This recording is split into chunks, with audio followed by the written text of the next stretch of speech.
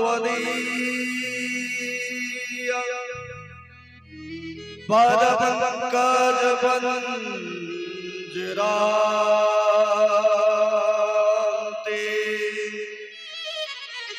अध्यैव विशतु मां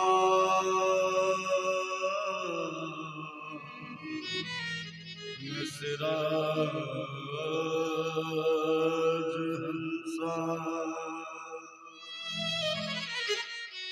प्राण प्रयाण समये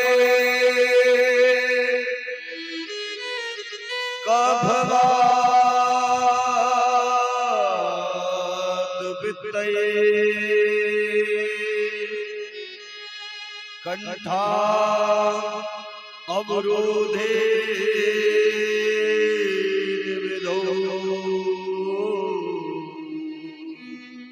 स्मरणं कुतस्ते कंठा अवरोधे विदो स्मरणं कुतस्ते। बोलो राधे राधे राधे राधे राधे राधे बोल पाए ना, जब दोनों हाथ ऊपर करके राधे राधे बोला। बोलो राधे राधे। देखो आपके गांव में आज वृंदावन से चल के स्वयं ठाकुर जी यहाँ पहुंचे। अभी कुछ दिन पहले हमारा सनातनियों का एक त्योहार होली उत्सव गांव-गांव घर-घर में मनाया गया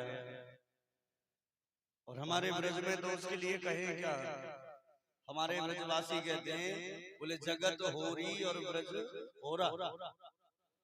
संसार में होली को होरी कहा जाता है और हमारे वृंदावन में होरी को होरा कहा जाता है।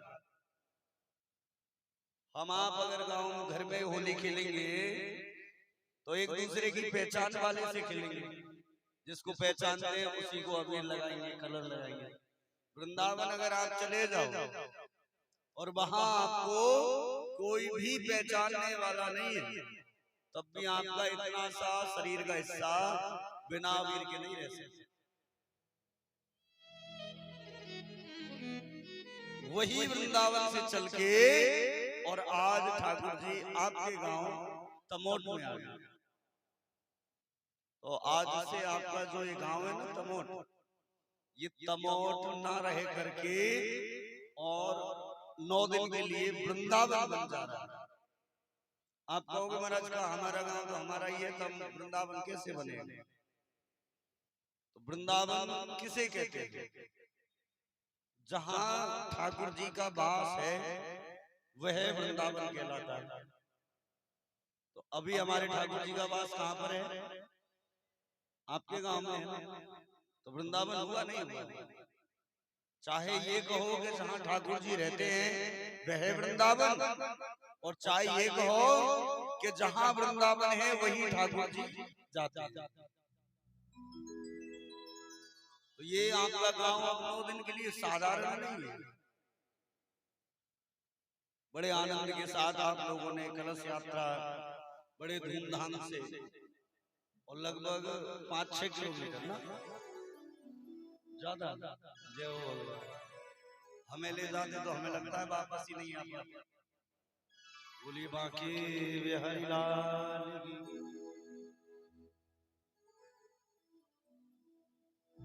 लेकिन बहुत सुंदर आप लोगों का भाव भगवान के प्रति आज हमें देखने को मिला कि सच में हमें लगा कि हमारे ब्रजवासियों का अंश आप लोगों में कहीं तक है, क्योंकि जितना प्रेम आप लोगों का आज ठाकुर जी के प्रति हमने देखा उससे कई लाख करोड़ गुना हमारे ब्रजवासी प्रेम करते हैं भगवान से।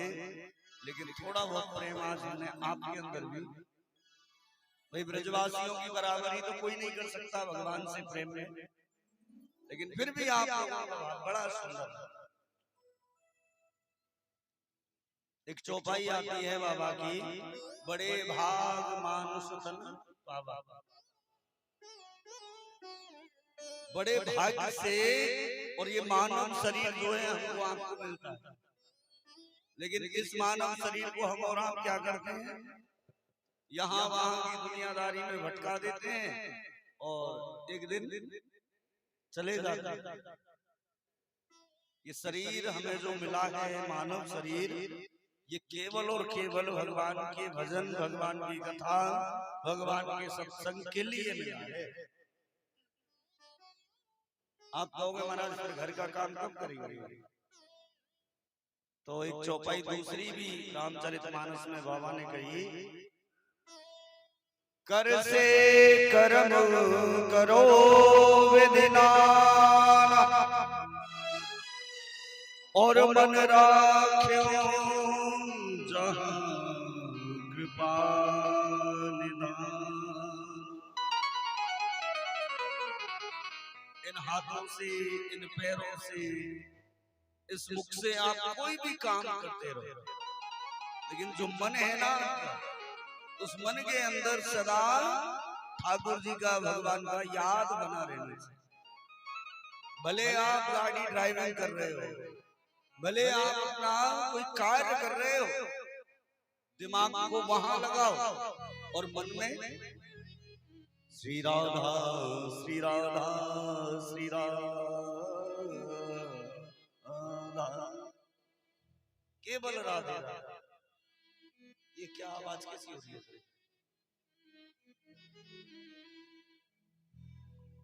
मन को सदा भगवान के चरणों में लगाएगा।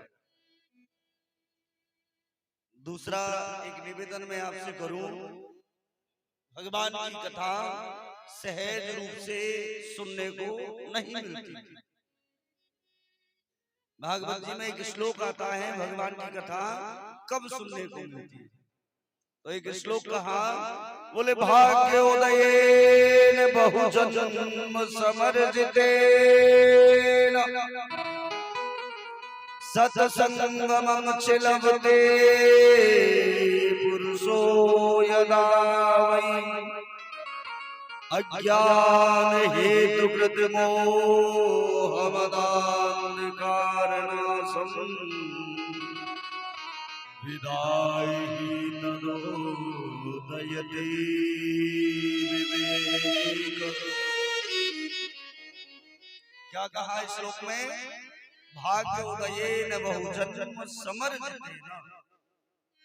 जब हमारे भाग्य का उदय होता है तब भगवान की कथा सुनने को मिलती है।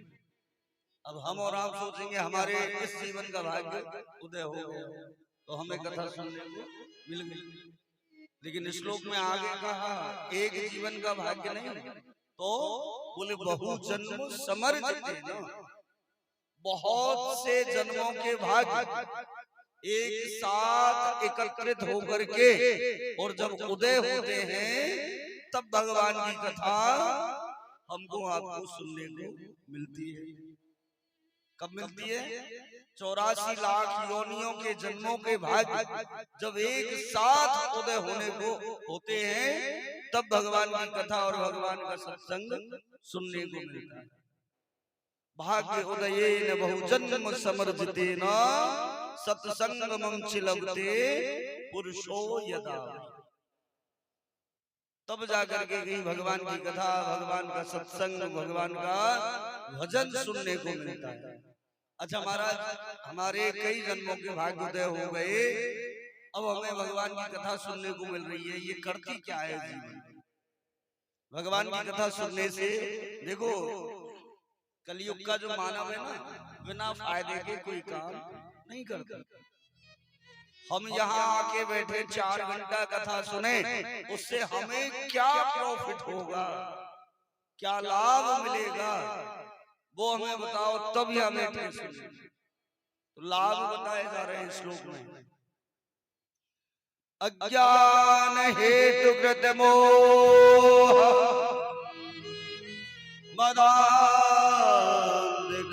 मदान्धकारनाशं विदाहि तदोदयते दयते विवेका। क्या कहा? बोले सबसे पहला कहा, बोले ये अज्ञान को दूर करती है। एक होता है ज्ञानी पुरुष और एक होता है अज्ञानी। तो जो अज्ञानी है ना, उनके अज्ञान को दूर करती है। बोले और बोले मोह को भी दूर करती है। जो परिवार में संसार में मोह हमारा भरा पड़ा है, उस मोह को भी ये दूर करने वाली है। बोले और बोले मद, मद जानते हो? अहंकार, मैं करोड़पति हूँ, मैं बहुत बड़ा ज्ञानी हूँ, मैं बहुत बड़ा बलवान हूँ, मैं बहुत बड़ा रूपवान हूँ। ये जो मद अहंकार हमारे आपके अंदर आता है, उसको भी ये दूर करने वाली है, उसका भी ये नाश करने वाली है। कोई बोला, बोले महाराज सब चीज दूर करती है, कुछ देती भी है। बोले हाँ देती है ना। क्या देती है? बोले विदाय ही तदो दयते विवेका। क्या देती है? विवेक को देने वाली है। बुद्धि तो सबके पास होती है। मानव जीवन में हम आ गए, बुद्धि सबके पास है। और मानव ही नहीं, ये चार पैर वाले भी जो घूमते हैं ना, उनके अंदर भी बुद्धि होती है। लेकिन विवेक जो होता है वो दो पैर वाले नहीं आता, चार पैर वाले के अंदर विवेक नहीं जाता।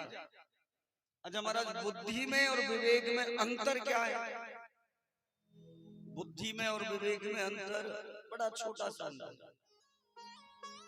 बुद्धि से मान लो आपको भूख लगी है बहुत जोर, तो आपकी बुद्धि कहेगी भोजन करने से पेट की भूख शांत हो जाएगी। खाना क्या है? बोले चावल खाना। अब चावल को ला के रख दे सामने, सूखा चावल खा लोगे? नहीं ना। ये बुद्धि ने कहा चावल के खाने से पेट की भूख दूर हो जाती है। लेकिन तब जब विवेक होगा ना, तब उस चावल को धुलोगे, पतीली में चढ़ा के आग के ऊपर चढ़ाओगे, पकाओगे, तब दाल से भुजिया से उसे खाओगे, तब भूख मिटेगी। ये इतनी प्रक्रिया विवेक करवाता है। दूसरा उदाहरण और समझे, हम यहाँ आके बैठे, अभी जब हम आए थे तो यहाँ कम से कम 200 माता बहनें और भाई लोग। अब जैसे यहाँ श्लोक शुरू हुए तो वो बुद्धि से यहाँ आए थे, पता नहीं जाने क्या होने वाला है, कोई नाचने वाला आएगा कि गाने वाला आएगा, बुद्धि से वो लोग यहाँ आ गए। लेकिन जैसे यहाँ श्लोकों की झड़ी लगी, कथा शुरू हुई, अब कर लो गिनती कितने हैं।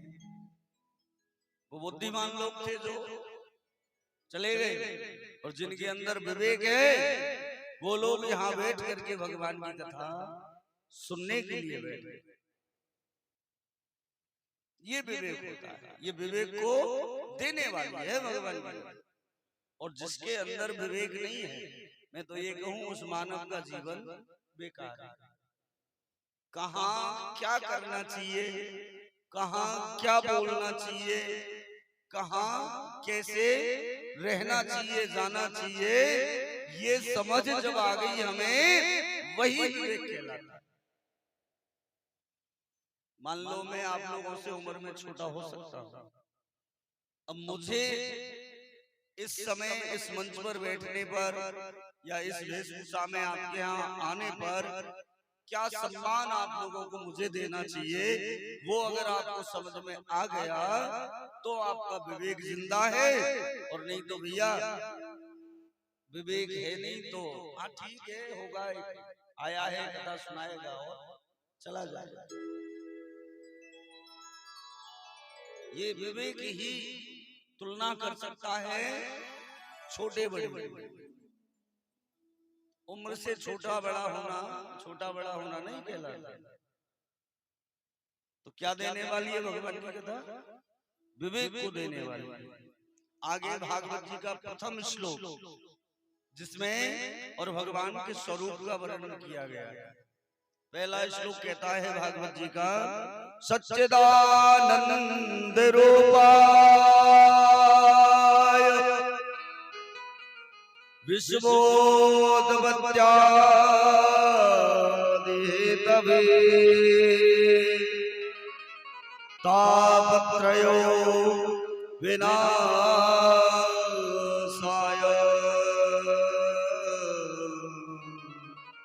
श्री कृष्णाय वयं नमः।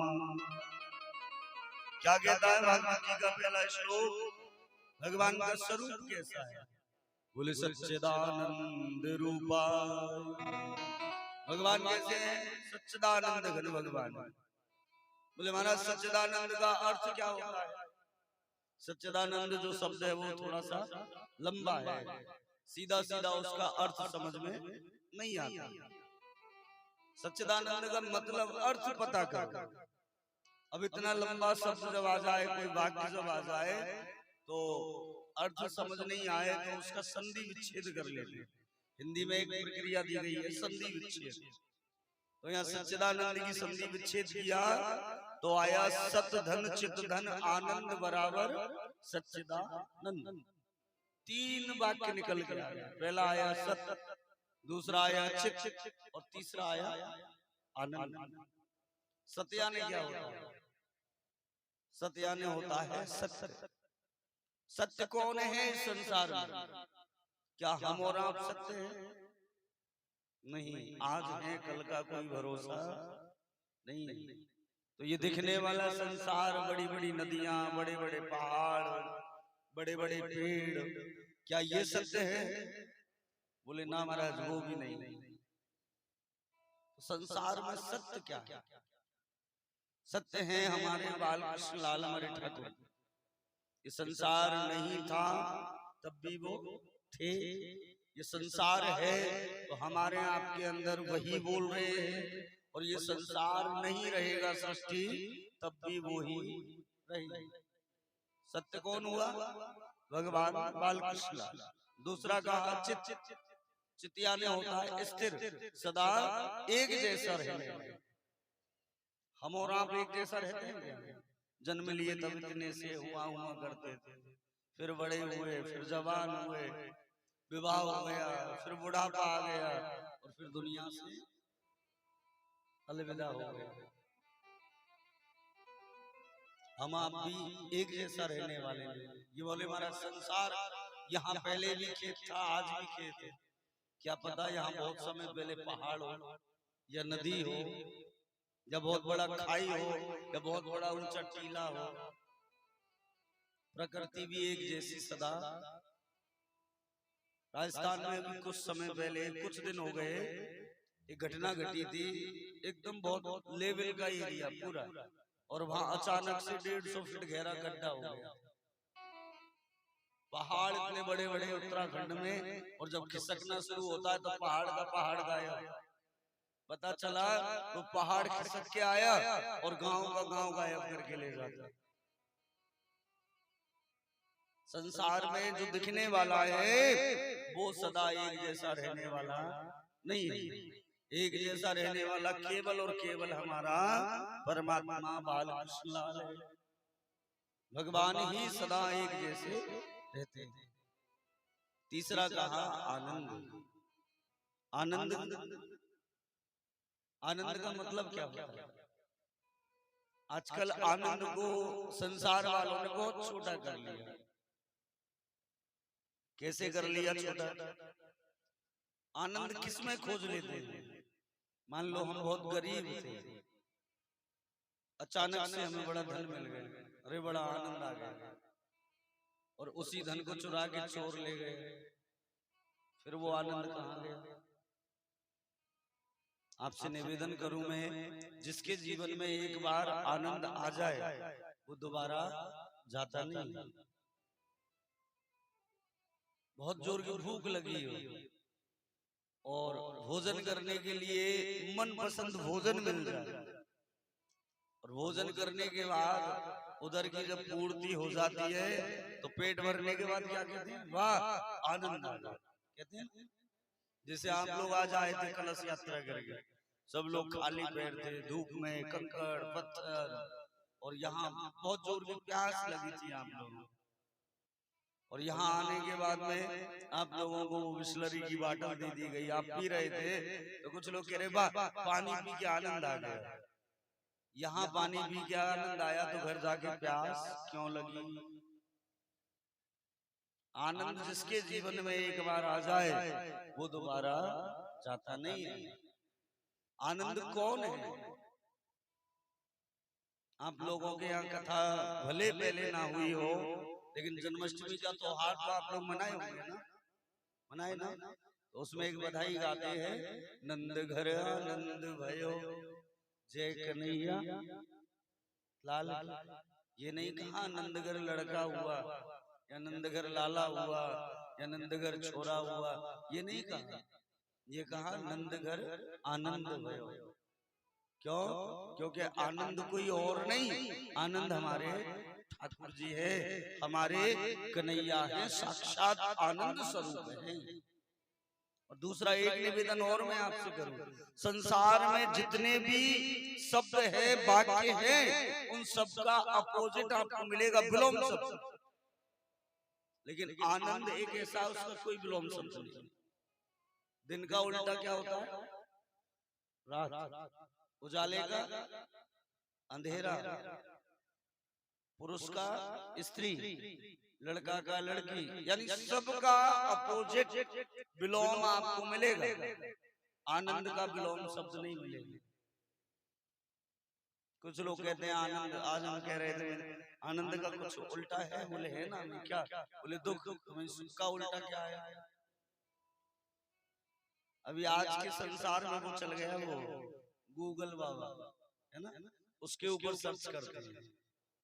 आप लोग करोगे ना सर्च, पक्का मिलेगा उसके ऊपर, लेकिन जो भी मिलेगा ना वो दुख का पर्यायवाची मिलेगा, आनंद का उल्टा नहीं होगा। एक शब्द के अनेक शब्द होते हैं, ऐसे दुख का पर्यायवाची आपको वहां मिलेगा, वो आनंद का उल्टा नहीं बता सकता। क्यों? क्योंकि गूगल की पहुंच भले बहुत आगे तक है, लेकिन हमारे अध्यात्म और हमारे भगवान तक गूगल तो क्या, गूगल के पापा भी नहीं पहुंच पाए। अरे गूगल को किसी इंसान ने बनाया है और उस इंसान को हमारे ठाकुर जी ने बनाया है, ठाकुर जी को कोई नहीं बनाया। इसलिए आनंद का उल्टा कुछ नहीं है। तो हमारे भगवान कैसे हैं? ठाकुर जी का स्वरूप सच्चिदानंद रूपा और बोले विश्वोत्पत्त्यादि हेतवे, विश्व की उत्पत्ति के हेतु हैं भगवान। ये जितना संसार है ना, इसको प्रकट करने का काम केवल और केवल हमारे भगवान का। जब उनको एक से अनेक होने का मन करता है, नाभि कमल से ब्रह्मा, नाभि से कमल, कमल के ऊपर ब्रह्मा, और ब्रह्मा के द्वारा सृष्टि की रचना करवाते हैं। विश्व की उत्पत्ति के हेतु हैं भगवान। अच्छा करते क्या है?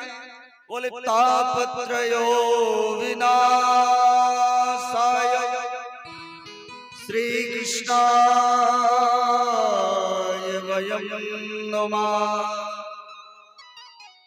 क्या करते हैं? बोले तापत्रयो विनाशाय, 3 प्रकार के तापों का नाश करते हैं। महाराज ताप किसे कहते हैं?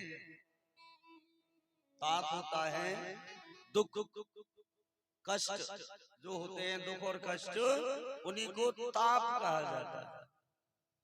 3 प्रकार के ताप कौन कौन से? दैहिक, दैविक, भौतिक ताप। राम राज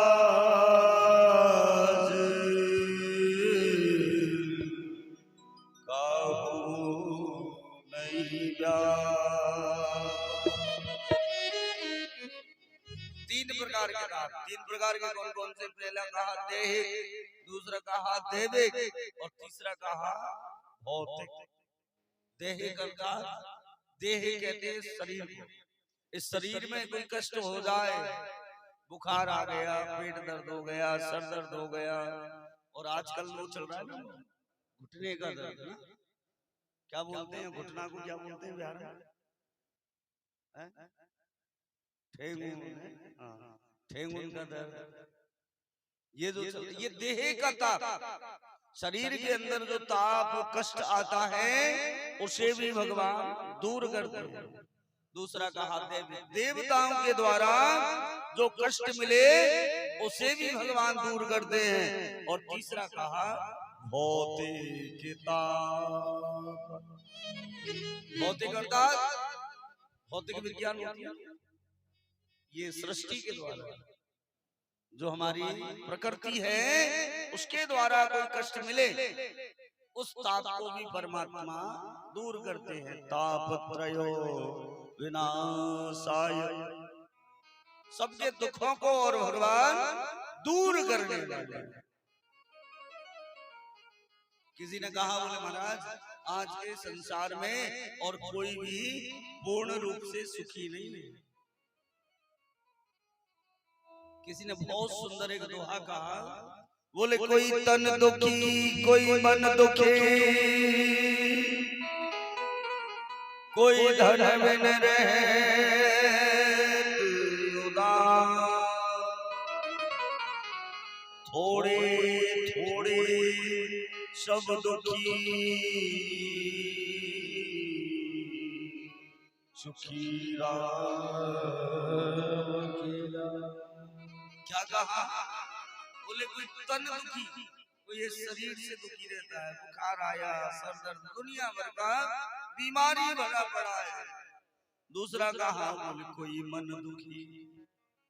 कोई बोला, बोले महाराज तन का दुखी समझ में आए, मन से दुखी कैसे होता है?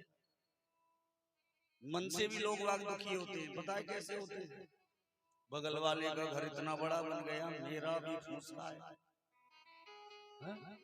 बगल वाले का बेटा डॉक्टर बन गया, मेरा बकरी चरा रहा है। ये अंदर ही अंदर का मन से दुख। और सुनो, संसार का सबसे बड़ा दुख है ये मन दुखी। मन से दुखी रहता कौन है? हमारे ब्रज में कहते हैं मन से जो दुखी रहता है ना उसको काम चोर निठल्ला। काम का ना काज का दुश्मन अनाज का। खाए पिए पड़ा रहे और बगल वाले से अपनी बराबरी करने की सोच। बगल वाला रात दिन मेहनत करके उस मुकाम तक पहुंच रहा है और खुद खाए पिए पड़ा रहे तब उसके लेवल में पहुंचने की सोचता है। ये मन दुखी। और तीसरा कहा, बोले कोई धन बिन रहे उदास। धन के बिना भी उदास जीवन में छाई रहते। फिर आगे कहा, बोले थोड़े थोड़े सब दुख। बोले महाराज थोड़े थोड़े सब संसार दुखी है। कोई बोला, बोले पूरा संसार दुखी है, कोई सुखी भी है? बोले है ना सुखी। बोले कौन है? बोले सुखी राम के दास। सुखी कौन? जो भगवान के दास हैं, जिन्होंने ठाकुर जी का दासत्व स्वीकार कर लिया, जिन्होंने अपने आप का जीवन भगवान के हवाले कर दिया, वो हर परिस्थिति में सुखी रहते हैं। जीवन है तेरे हवाले मुरलिया वाले, जीवन है तेरे हवाले मुरलिया वाले, जीवन है तेरे हवाले मुरलिया वाले, यारे मुरलिया वाले बाके मुरलिया वाले, यारे मुरलिया वाले बाके मुरलिया वाले। जीवन है तेरे हवाले मुरलिया वाले, जीवन है तेरे हवाले मुरलिया वाले।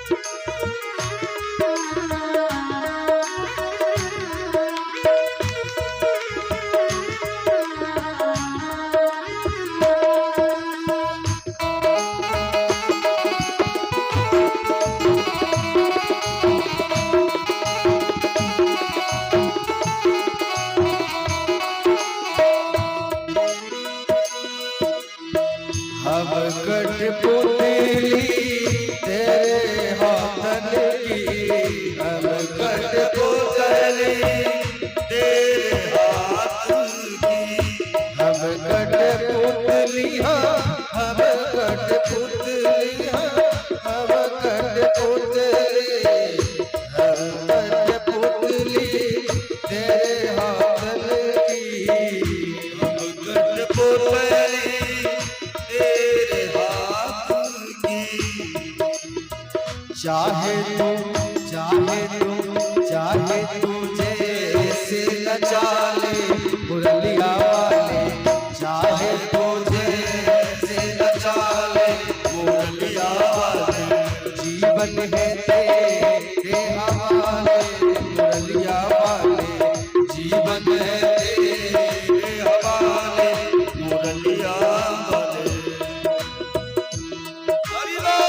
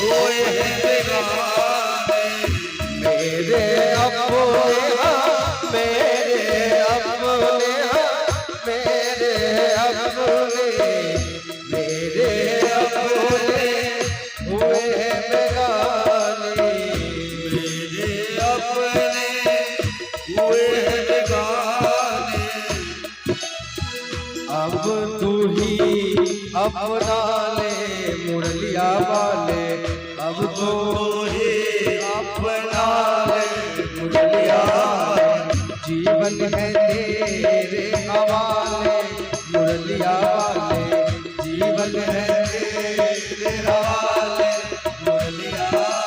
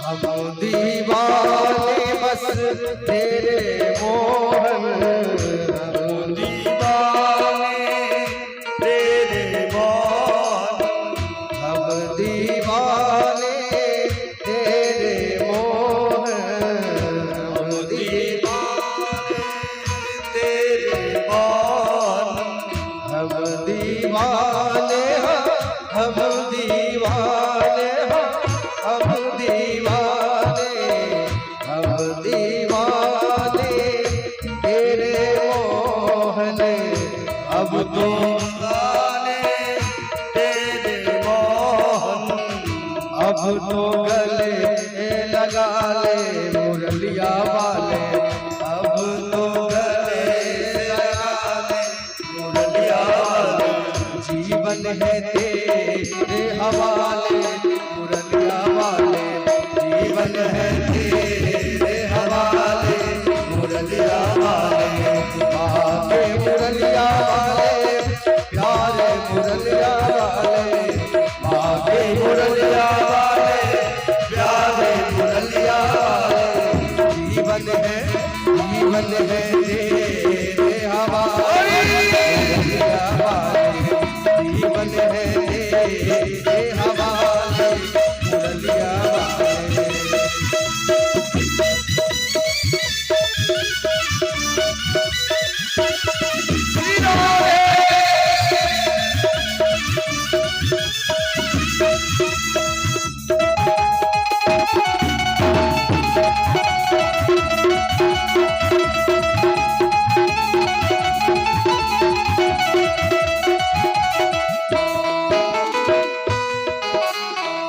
हम हैं दासी तेरे चरण की, हम हैं दासी तेरे चरणों की,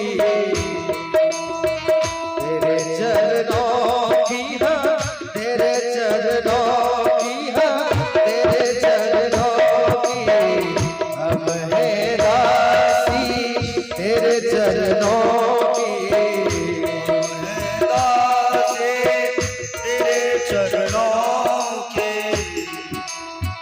अब तो चरणों में बसा ले मुरलिया वाले, अब तो चरणों में बसा ले मुरलिया वाले, जीवन है तेरे हवाले मुरलिया वाले, जीवन है तेरे हवाले मुरलिया वाले, मुरलिया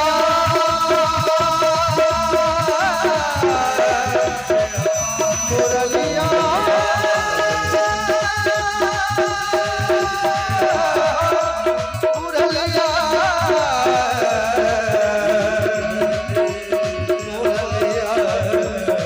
मुरलिया, जीवन है तेरे हवाले मुरलिया वाले, जीवन है तेरे हवाले मुरलिया वाले,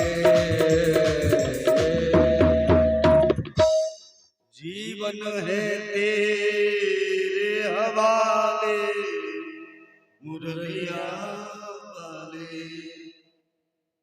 जब इसके प्रति हम समर्पण कर देंगे, इसको हम अपना मान लें या हम अपने आप को इसका बना दें, तब कोई भी प्रकार का ताप हमको आपको जीवन में पीड़ित नहीं कर सकता। लेकिन हम और आप ये संसारी धन कमाने के चक्कर में पड़े, आज यहाँ कल कहीं और परसों कहीं और भागे फिर रहे हैं, कमाओ कमाओ कैसे भी आए, धन आ जाए कहीं से आ जाए। संसार में सबसे बड़ा धन कौन सा है?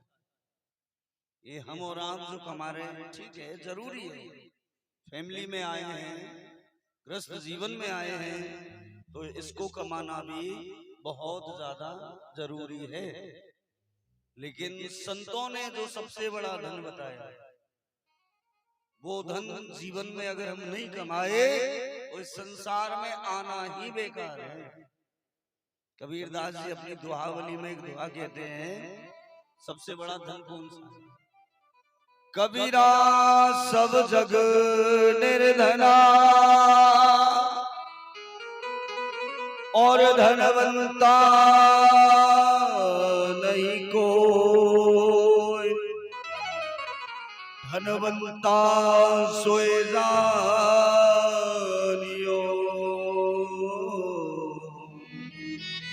जाको राम नाम धन हो, जाको श्याम नाम धन हो। क्या कहा?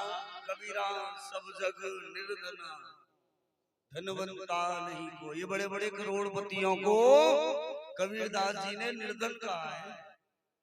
इनके धन को उन्होंने बेकार बताया है। कबीरा सब जग निर्धना धनवंता नहीं कोई, धनवंता धनवान उसी को मानना जिसका राम नाम कृष्ण नाम धन होता है। एक वृंदावन में भजन गाते हैं, हमारो धन राधा श्री राधा श्री राधा। ब्रजवासियों का धन केवल राधा नाम।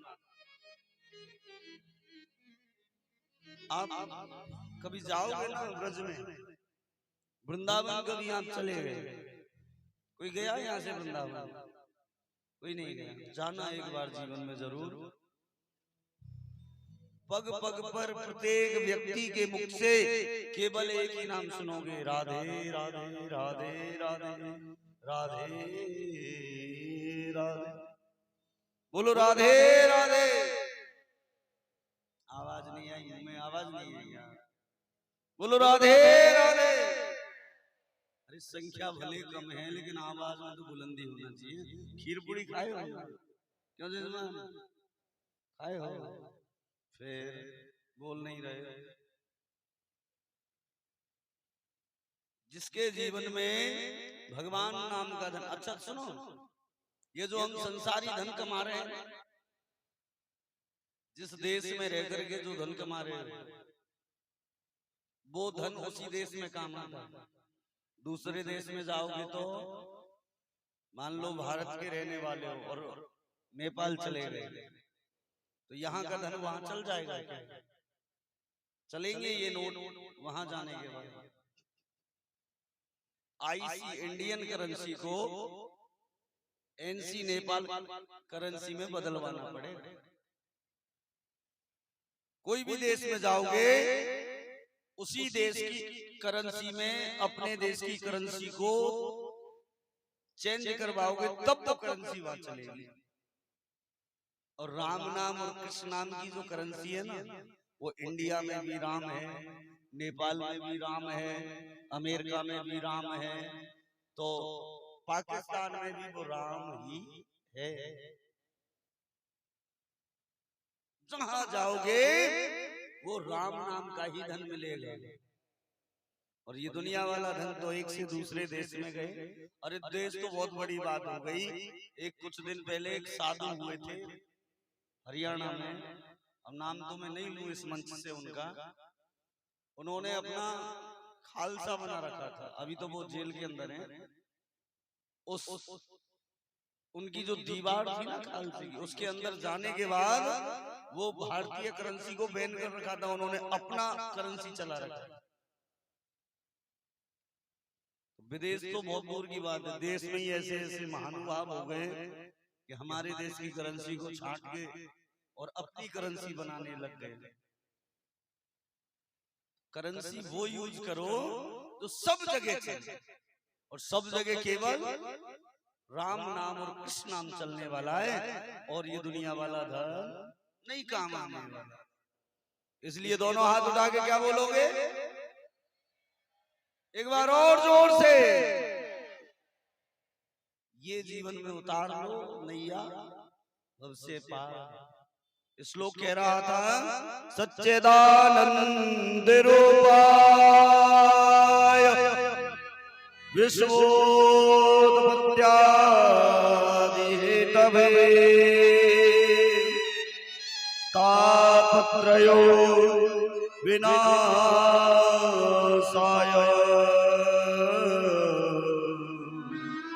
श्री कृष्णाय वयं नमः। जो सत्य है, जो चित है, जो आनंद स्वरूप है, जो विश्व की उत्पत्ति के हेतु हैं, जो 3 प्रकार के तापों का नाश करने वाले हैं, ऐसे भगवान श्री कृष्ण को हम और आप सब मिलकर के प्रणाम करते हैं। बोलिए वृंदावन बिहारी लाल की। ये भागवत जी का प्रथम श्लोक है, जिसमें भगवान के स्वरूप का वर्णन है, भगवान किस कार्य को करने वाले हैं, भगवान कैसे दुखों को दूर करने वाले हैं, इसका वर्णन इस श्लोक में आता है। आगे एक श्लोक आता है, सोनकादि ऋषियों ने सूत जी महाराज से पूछा, बोले महाराज संसार में बड़ा कौन है? आजकल बड़ा बनने की होड़ लगी हुई है, मैं आपसे बड़ा, आप कहोगे ना मैं आपसे बड़ा। अभी कल हम ट्रेन में जब आ रहे थे ऐसी चर्चा चल रही थी, सब बड़ा कौन है? तो कोई एक चुटकुला सुना रहा था एक आदमी, हम सुना दें वो आपको, सुना दें आपको। एक चुटकुला सुना रहा था, बोले एक शराबी था, वो मंदिर में गया और मंदिर में जैसे ही वो पहुंचा तो पुजारी ने कहा, ए तुझे शर्म नहीं आती मंदिर में शराब पी के आ गया? शराबी बोला, बोले यहाँ पी के आने में क्या बुराई है? ये बोले भगवान इतने बड़े हैं, तू भगवान के दरबार में पी के?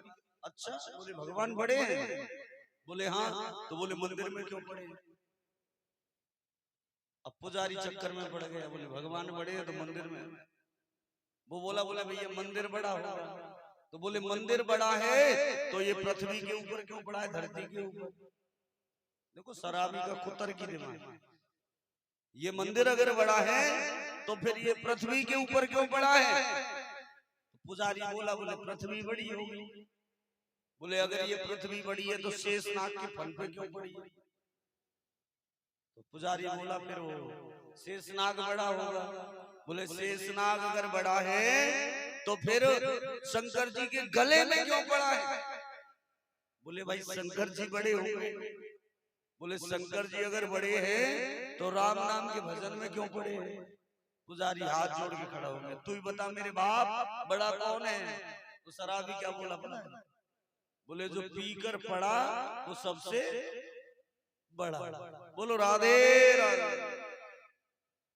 तो सच्चाई अगर देखी जाए तो उससे बड़ा दुनिया में पीने के बाद उससे बड़ा कोई नहीं है।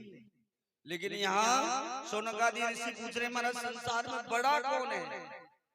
बोले धन वृद्धा बल वृद्धा आयो वृद्धा सुततैव च ते सर्वे ज्ञान वृद्धा किंकरा शिष्य किंकरा। बोले महाराज धनवान जो होता है वो बड़ा होता होगा? बोले ना वो भी बड़ा नहीं। बोले जो बलवान होता है वो बड़ा होता होगा? बोले ना वो भी बड़ा नहीं है। बोले जो आयु में बड़ा होता है वो बड़ा होता होगा? बोले ना वो भी बड़ा नहीं। तो इनमें बड़ा कौन है? बोले ते सर्वे विज्ञान वृद्धा।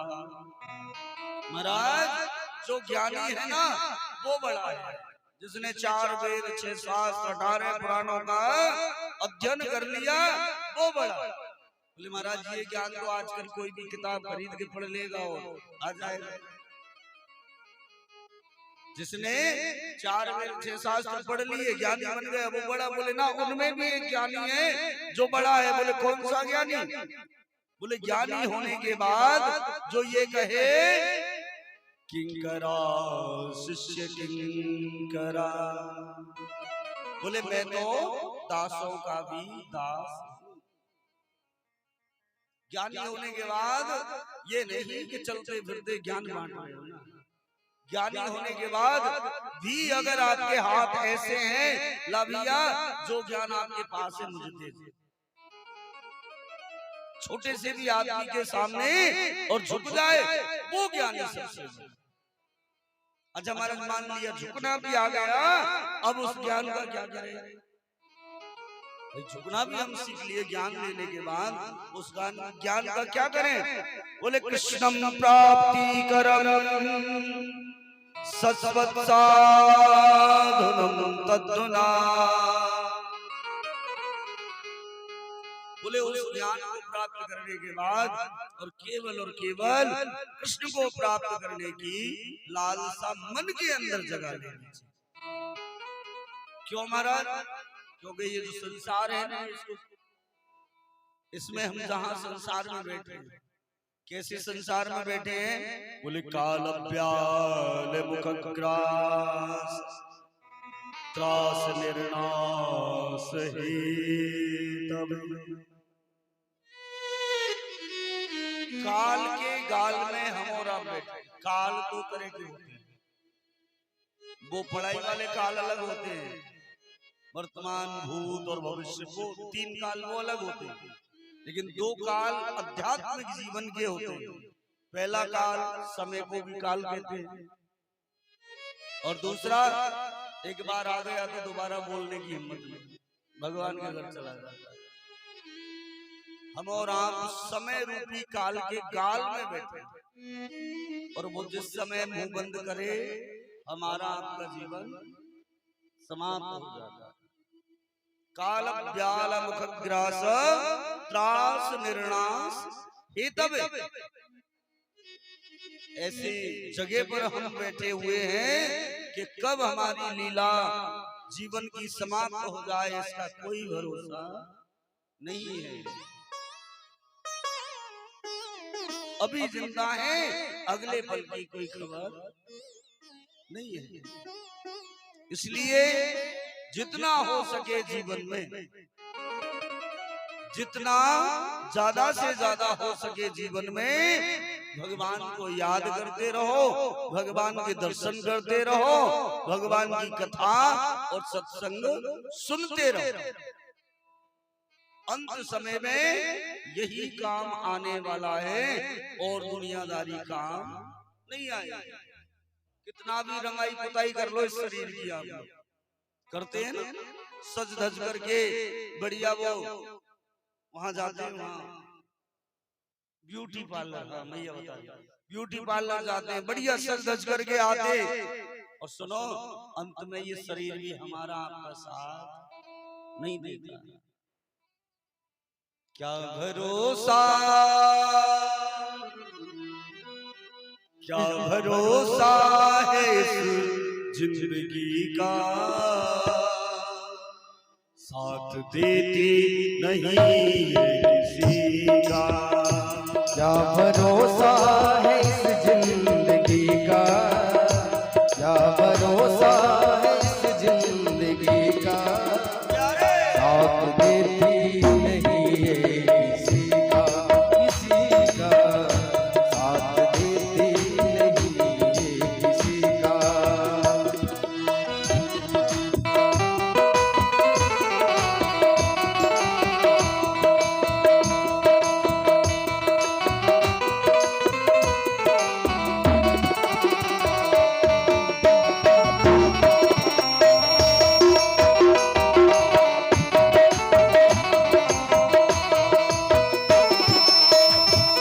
क्या भरोसा है इस जिंदगी का, साथ देते नहीं किसी का। क्या भरोसा है इस जिंदगी का, साथ देते नहीं किसी का।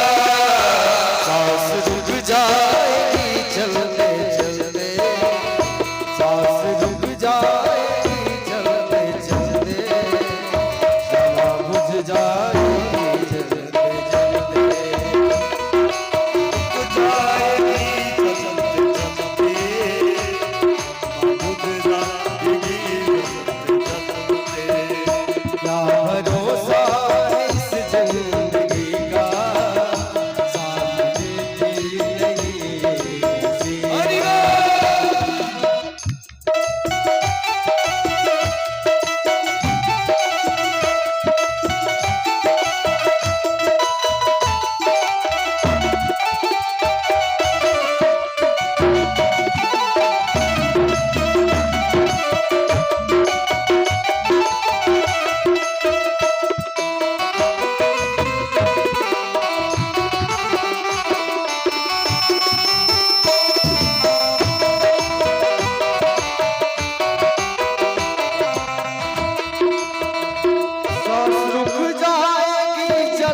चलते समा बुझ जाएगी जलते जलते, सांस रुक जाएगी चलते चलते, समा बुझ जाएगी चलते चलते, दम निकल जाएगा रोशनी का, दम निकल जाएगा रोशनी का। साथ देते नहीं है किसी का, साथ देते नहीं है किसी का।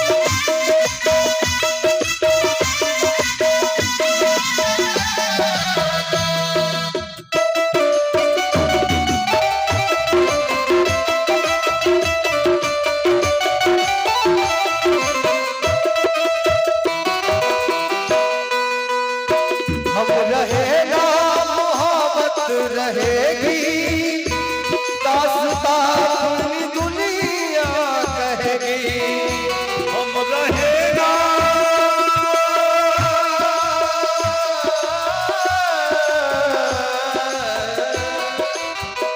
हम रहेगा मोहब्बत रहेगी दास्तां अपनी दुनिया कहेगी नाम रह जाएगा आदमी का नाम रह जाएगा आदमी का साथ देना नहीं है किसी का साथ देना नहीं है किसी का क्या भरोसा है इस जिंदगी का क्या भरोसा है इस जिंदगी का साथ देती नहीं है किसी का साथ देती नहीं है किसी का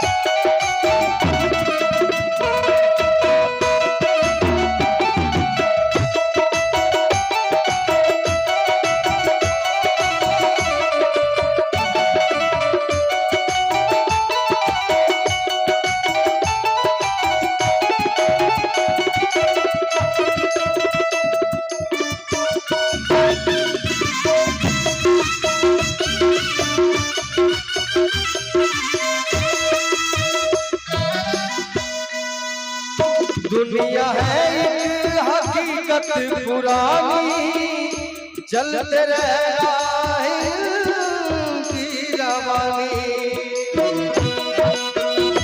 दुनिया है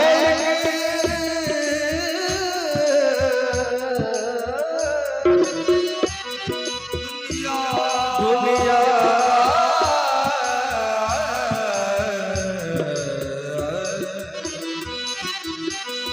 दुनिया है हकीकत पुरानी चलते रहना है इनकी रवानी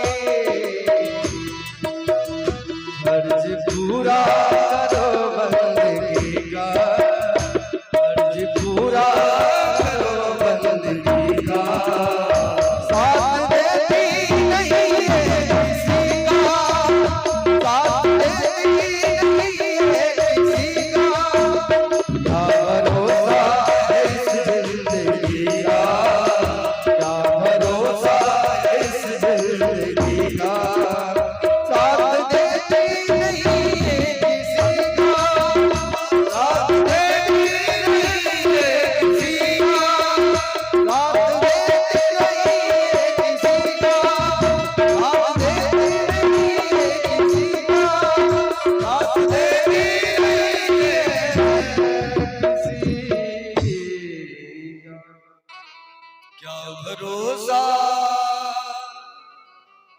क्या भरोसा है इस जिंदगी का साथ देती नहीं किसी का एक कड़ी कितनी अच्छी थी श्वास रुक जाएगी चलते चलते सम्मा बुझ जाएगी जलते जलते और दम निकल जाएगा रोशनी का साथ देती नहीं है किसी का साथ देती नहीं है किसी का ये जिंदगी किसी का साथ देने वाली नहीं है शरीर आज है कल का कोई भरोसा नहीं है इसलिए वो कमाओ जो ज्यादा जरूरी है ये संसारी धन संसार वालों के लिए जरूरी है। जैसे ये संसार का धन है ना, जजमान बात कर ये संसार वाला धन जितना जरूरी परिवार को चलाने के लिए है, उतना ही आत्मा को चलाने के लिए परमात्मा नाम का धन जरूरी है। और जब तक ये बात यहाँ नहीं बैठा लोगे तब तक काम चलने वाला नहीं है। और नहीं तो ये जीवन तो एक ट्रेन की तरह है। हमारे भैया अमित एक बड़ा सुंदर भजन गाते हैं, जीवन तो भैया एक रेल है,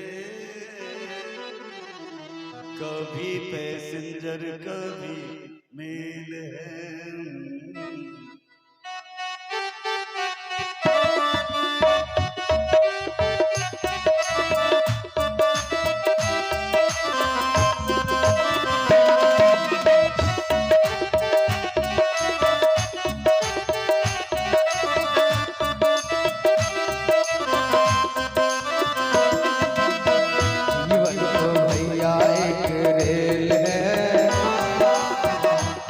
तो भैया एक रेल है, कभी पैसेंजर कभी मेल है। जीवन तो भैया एक रेल है, कभी पैसेंजर कभी मेल है।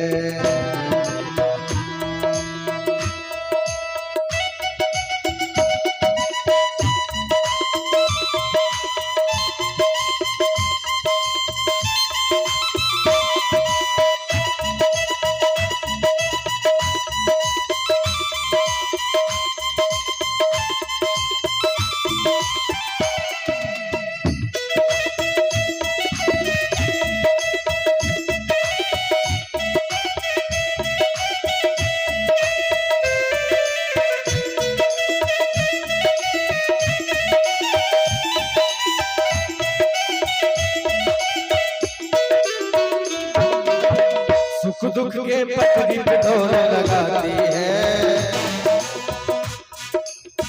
मंजिल तक हमको पहुंचाती है। सुख दुख के पटरी पे डोर लगाती है, मंजिल तक हमको पहुंचाती है। आसों का इनमें जब तक तेल है, आसों का इनमें जब तक तेल है, कभी पैसेंजर कभी मेल है। जीवन तो भैया एक रेल है, कभी पैसेंजर कभी मेल है।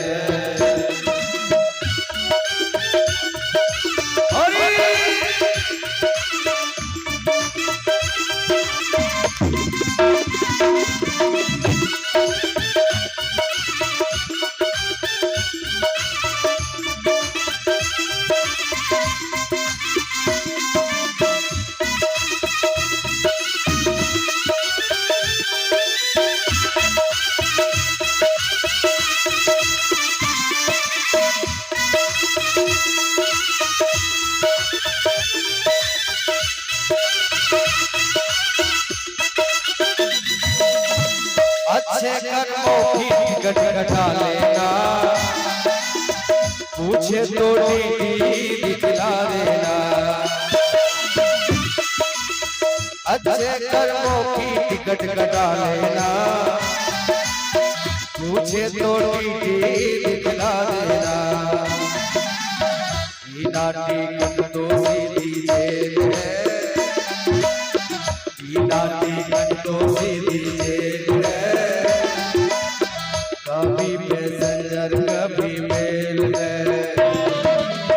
जीवन तो भैया एक रेल है, कभी पैसेंजर कभी मेल है, कभी पैसेंजर कभी मेल है, कभी पैसेंजर कभी मेल है।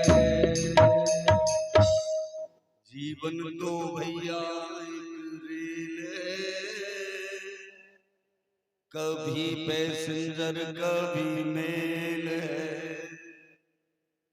क्या है जीवन? एक ट्रेन की तरह है पीछे वालों,